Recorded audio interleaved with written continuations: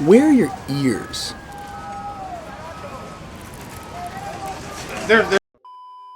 Hey, welcome to Notorious Comics. The buzz around Fantastic Four is real, and there's a lot to unpack.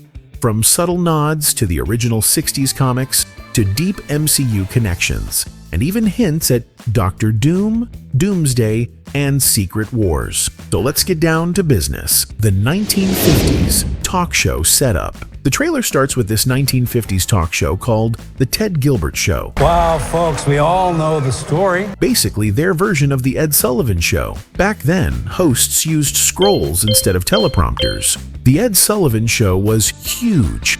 Tons of famous acts like Elvis, the Chipmunks, and the Beatles first appeared there. Speaking of the Beatles, the trailer shows them with arrows pointing at them, making a clever connection between the original Fab Four and our Fantastic Four.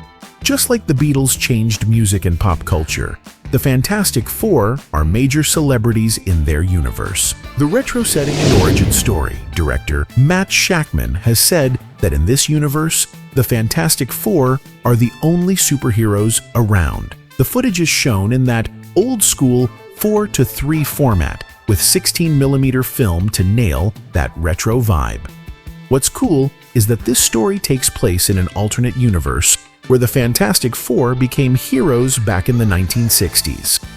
Reed's brilliance shaped a futuristic, Jetsons-style version of that era. Basically, the kind of future people in the 60s imagined we'd be living in. We see they were astronauts on a mission, which is different from the comics where they actually stole a rocket ship to beat the Russians to space. Their rocket has this awesome Flash Gordon Art Deco design with exactly 4 engines. Nice touch. I mean, who the hell came up with these? Victor did. The synthetics act as a second skin, adapting to your body's individual needs.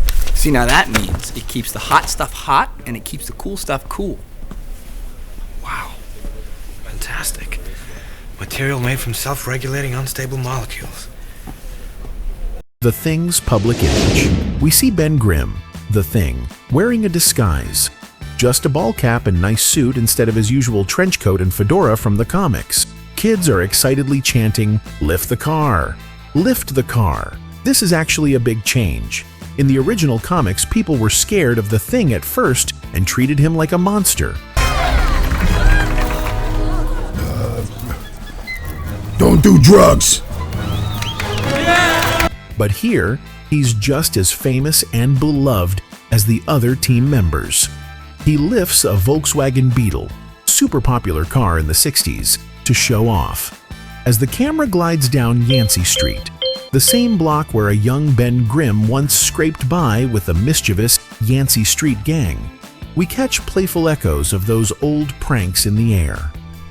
In this adaptation, the ever-lovable Thing is finally portrayed by a Jewish actor, Eben Moss-Bachrach, mirroring Ben's comic book heritage and honoring co-creator Jack Kirby. Look, there are these comic books in the foreground. A quick heads up that inside the Marvel Universe, heroes read their own adventures. Just over Ben's shoulder sits the Stanley Service Center. Just a simple shout out to Stan Lee.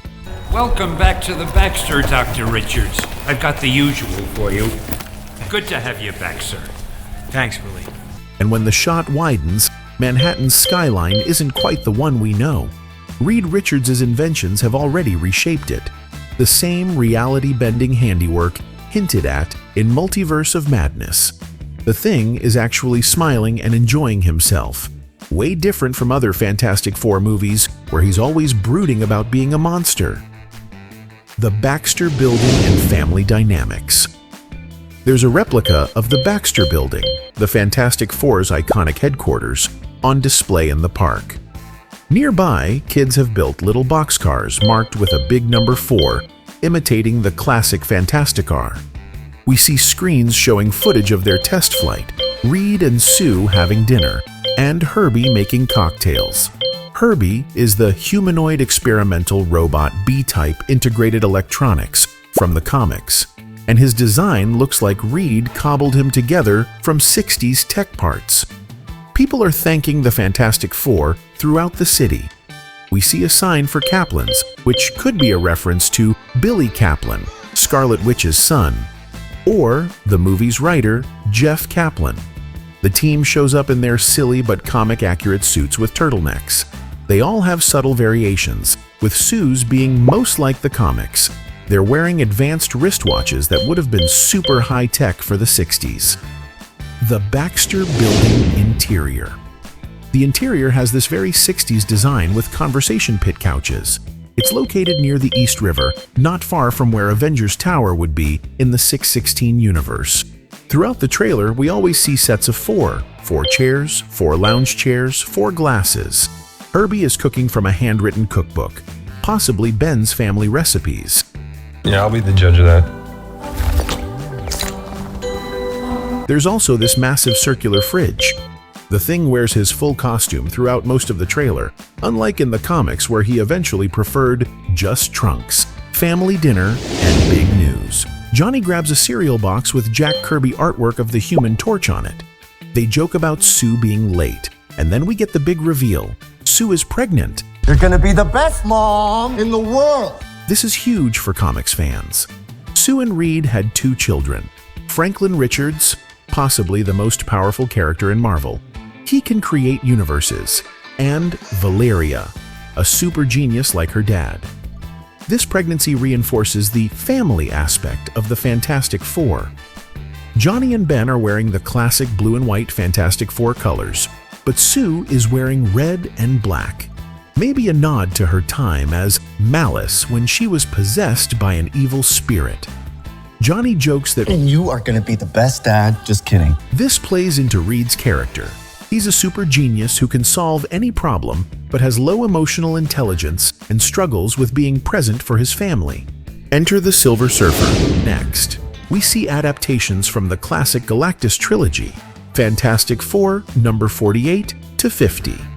In the comics, the Watcher tries to shield Earth from Galactus with illusions, but the Silver Surfer finds the planet anyway. The movie version seems similar to the comics, but instead of scientist Norrin Radd becoming the Silver Surfer, it's his wife, Shala Bao, played by Julia Garner from Ozark. She asks, Are you the protectors of this world? Times Square and Easter eggs. We see a retro-futuristic Times Square with the redesigned Fantastic Car, a classic 60s flying car with gull-wing doors, way cooler than the original. The team is standing on what seems to be a memorial plate, possibly commemorating their first mission against the Mole Man, or maybe an early attack by Dr. Doom. Johnny's fallen Reed's revelation. Johnny flies after the Silver Surfer but gets too high in the atmosphere where there's not enough oxygen for his powers. Similar to Iron Man's first flight, Reed says something super interesting. It's my fault. I stretched the bounds of space. This suggests they broke some cosmic barrier on their mission. Maybe a multiversal barrier? This could tie into the Multiverse Saga and explain how they connect to Avengers, Doomsday. The coming threat. We see people hiding underground and power outages across New York. The Fantastic Four prepare for a press conference. All in uniform except Sue, who wears a Future Foundation jacket, maybe because she's pregnant? There's a model of the Baxter Building with a rocket launch platform, just like in Jack Kirby's original design. When a reporter asks, Are we safe? Logically, you can tell the Fantastic Four are scared. They've never faced something this big before. On Reed's blackboard, we see a wormhole drawing. In the comics, Reed creates a multiversal bridge to discover the Council of Reeds, like the Council of Kangs in Quantumania. Maybe he's trying to find help from other realities to stop Galactus. The final showdown. We see the Fantastic Four's rocket approaching a planet being destroyed. Maybe they lose and their universe ends. Maybe they're visiting a world Galactus has already consumed. There's a touching moment with Sue looking at an empty baby crib with a solar system mobile above it. She's worried about bringing a child into a world under threat. This also hints at the connection between Franklin Richards and Galactus from the comics. We see Galactus's shadow over the planet, followed by shots of Times Square with cool retro details, like hover grills, a monorail, and tiny Jetson-style cars, all showing how Reed's inventions changed this world.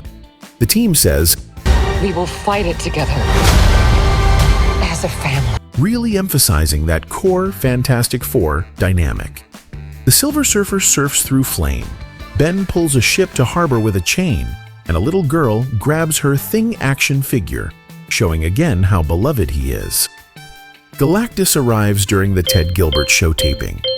Maybe they defeated the Silver Surfer first and were celebrating when the real threat showed up. We see awesome shots of Reed stretching, with a 4 on his shoe sole. Sue creating force fields, using the spectrum of light effect, and the team promising, We will protect you. The movie is called Fantastic Four: First Steps, probably referring to both their entry into the MCU and their journey into space, the multiverse. What it all means. My theory: they defeat the Silver Surfer, celebrate, then Galactus shows up. If they're appearing in Avengers Doomsday, either they gain multiverse traveling abilities or their universe suffers an incursion and gets destroyed. If Galactus eats universes, not just planets, this movie could end with the Fantastic Four losing their world. This would raise the stakes for Avengers Doomsday. The Fantastic Four would understand what it's like to lose a universe. And somewhere in all this, Robert Downey Jr. as Dr. Doom will be playing both sides, possibly trying to create his own version of reality. A suit of armor around the universe. I'm super excited about this movie, and I hope you are too. Thanks for watching. If you had fun, hit that like button, subscribe for more epic journeys, and share your thoughts below. Until next time.